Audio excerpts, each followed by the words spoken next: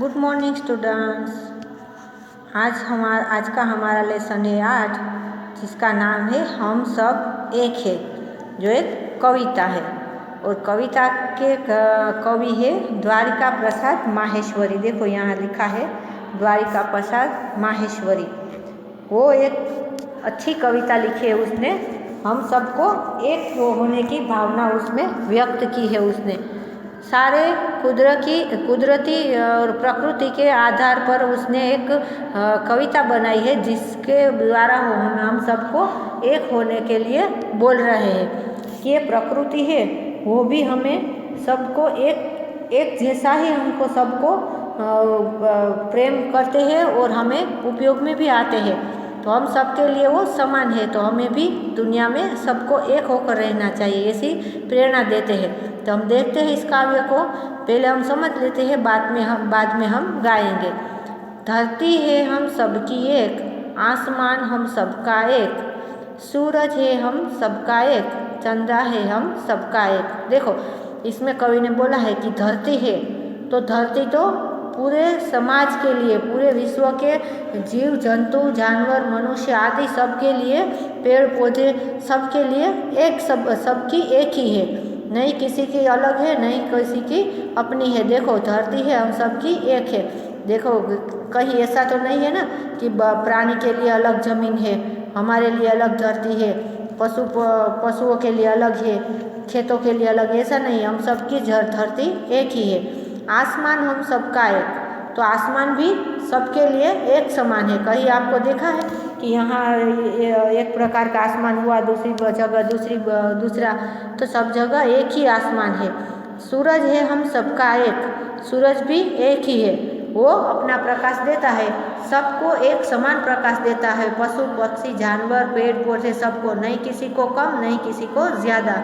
चंदा है हम सबका एक, सूरज दिन में निकलता है, वो हमें गर्मी देता है, प्रकाश देता है, और चंदा है वो रात में निकलता है, वो रात को प्रकाश देता है और हमें शीतलता देता है, ठंडक देता है। पानी है हम सबका एक, पानी भी भगवान एक समान ही बरसाता है, किसी को यहाँ इसका पानी सबके लिए एक समान होता है, किसी के लिए अलग नहीं होता है, तो पानी भी एक है। और पवन है हम सबकी एक, पवन भी एक ही रंग की है। देखो इसमें भी कोई अलग अलग रंग नहीं है, जैसे पानी में कोई रंग नहीं, वैसे पवन में भी नहीं है, एक समान बहती है, किसी को नहीं ज़्यादा नहीं कम है। दुनिया में लोग अनेक, दुनिया में अनेक लोग हैं, अनेक जाति के लोग रहते हैं, लेकिन सबकी दुनिया एक है। कितने भी लोग रहे फिर पूरी दुनिया तो एक ही है, सारी जगह पर जाए वहाँ धरती तो एक ही होती है। तो इसके द्वारा हमें कवि ने क्या समझाया है कि चाहे हम कुछ भी कर ले, फिर हम सब एक ही है। चाहे हम अलग अलग जाति पात करते हैं, लोग अलग अलग अपने समूह बना लेते हैं, फिर भी हमारी धरती तो एक ही रहेंगे, हमारी छत एक है, हमारा परिवार जहाँ रहता है वो ज़मीन भी एक ही है, धरती भी एक ही है, पानी भी एक, हम एक ही जैसा उपयोग लेते हैं, सबको एक ही तरह का मिलता है। सूरज चंदा जो भी प्रकाश देते शीतलता देते वो भी सबको एक समान रूप से देते हैं। तो हम सबको मिलकर दुनिया में रहना चाहिए, तो इसके द्वारा सीख मिलती है हम सब एक है। तो देखो हम इसको काव्य को गाते हैं। धरती है हम सबकी एक, आसमान हम सबका एक, सूरज है हम सबका एक, चंदा है हम सबका एक, पानी है हम सबका एक, और पवन है सबकी एक। है दुनिया में लोग अनेक, लेकिन सबकी दुनिया एक, धरती है हम सबकी एक, धरती है हम सबकी एक। तो बच्चों इस काव्य को आप भी बार बार ऐसे ही गाना और सीख लेना। देखो यहाँ धरती दिखाई दे रही है ना पिक्चर में, चंदा सूरज, ये बच्चे सारे देखो अलग अलग कास्ट के लोग हैं वो सब, तो भी साथ में मिलकर रहते हैं और धरती के आगे पीछे लगे हैं। देखो दिख रहा है ना, कितना अच्छा चित्र है। अब हम देखते हैं शब्द अर्थ। धरती धरा अर्थ EARTH अर्थ, आसमान आकाश स्काई SKY स्काई, सूरज सूर्य सन SUN सन, चंदा चंद्रमा, मून, MOON, मून, पानी, जल, वाटर, WATER, वाटर, पवन, हवा, विंड, WIND, विंड, दुनिया, संसार, वर्ल्ड, WORLD, वर्ल्ड। अब हम देखते हैं भाषा ज्ञान। देखो भाषा ज्ञान में पहला क्वेश्चन है, एक जैसे अर्थ वाले शब्दों को समान अर्थ वाले शब्द कहते हैं। ये समान अर्थ वाले शब्द मैंने आगे भी आपको पढ़ाए थे ना, समझाया भी था उसमें। तो जिस शब्द का एक जैसा ही अर्थ निकलता हो उसको समान अर्थ बोलते हैं। देखो नीचे शब्द दिए हैं, सूरज और उसके सामने 3 शब्द दिए हैं, उसमें जो सही शब्द है उसके सामने आपको राइट का निशान करना था। उसी तरह सूरज, सूर्य, गर्मी, गोल, तो उसमें से सूर्य आएगा। धरती, बगीचा, धरा के घर, तो उसमें धरा आएगा। धरती को हम दूसरा धरा भी बोल सकते हैं। दुनिया, तो उसके सामने है बड़ा, संसार और आसमान। इन तीनों में से संसार बीच वाला वो आएगा। दुनिया को हम संसार भी बोल सकते हैं। पवन, हवा, धूप, ठंडी, इन तीनों में से पवन का दूसरा होता है समान अर्थ हवा, तो उसके सामने टिक करेंगे। चंदा, तो रात, चांद के ऊपर, तो चांद को हम चंदा भी बोल सकते हैं और चंदा को चांद भी बोल सकते हैं। तो आपको पता चला ना कि जिस शब्द का दूसरा समान अर्थ निकलता हो उसको समान अर्थ वाले शब्द बोलते हैं।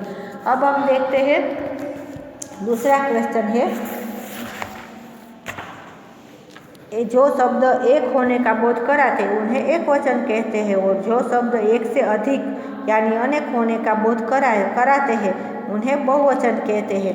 तो हम देखते हैं कि एक वचन और बहुवचन क्या है।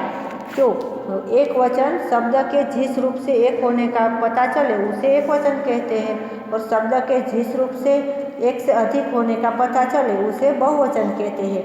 वाक्यों में विशेषण या क्रिया के प्रयोग से एक वचन बहुवचन का पता चलता है। जैसे देखो हम वाक्य भी उपयोग करते हैं ना पढ़ने के समय, तो उससे भी हमें पता चलता है कि ये एक वचन है या बहुवचन, उसकी क्रिया से भी हमें पता चल जाता है। देखो जैसे पेड़ लंबा है, पेड़ लंबे हैं, तो देखो एक होता है तो हम बोलते हैं पेड़ लंबा है, और पेड़ ज़्यादा होते हैं तो हम बोलते हैं पेड़ लंबे हैं।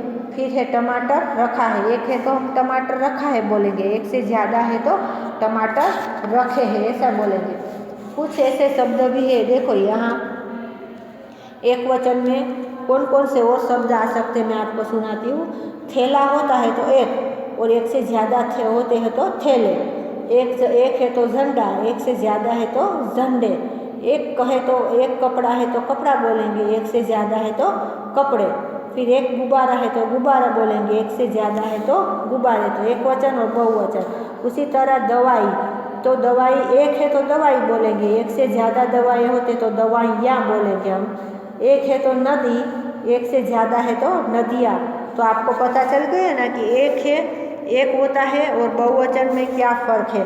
तो हम देखो यहाँ आपको एक बहुवचन एक वचन को वचन से मिलान कीजिए। दोनों तरफ शब्द दिए हैं और बीच में लिखा है एक वचन और बहुवचन, हमें उसके साथ इन शब्दों को मिलाना है। तो दोनों तरफ के शब्द में पढ़ती हूँ, चिड़िया, पतंग, बच्चे, लड़की, मालाएं, बस्ते, चंदा, धरती, नदियाँ, लड़का।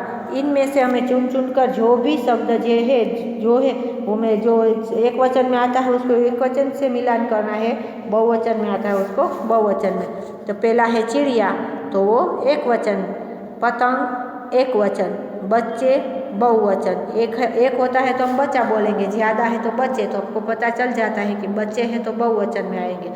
लड़की एक वचन है, मालाएं एक माला होती तो माला बोलते हैं, मालाएं है तो बहुवचन आएगा। बस्ते एक होता है तो हम बस्ता बोलते हैं, एक से ज़्यादा है तो बस्ते, तो उसको हम बहुवचन में लगाएंगे। चंदा एक है तो उसको एक वचन में, धरती एक है तो उसको भी एक वचन में। नदियाँ एक होती तो नदी, एक से ज़्यादा है तो नदियाँ, तो उसको हम बहुवचन में लगाएंगे। और लड़का तो लड़का है वो एक वचन में आएगा, क्योंकि एक लड़का है और एक से ज़्यादा होते तो लड़के आता, तो इसके उसको हम लड़का है तो एक वचन में आएगा। तो बच्चों आपको पता चल गया ना कि एक वचन बहुवचन क्या है, समानार्थी वाले शब्द क्या है, और ये पूरे काव्य में भी आपको मज़ा आया। तो आप ये सब वीडियो बार बार देखना और समझना, और इसको देखोगे तभी आपको सब कुछ समझ में अच्छी तरह से आ जाएगा। इसके लिए आपको ये पूरा वीडियो देखना पड़ेगा।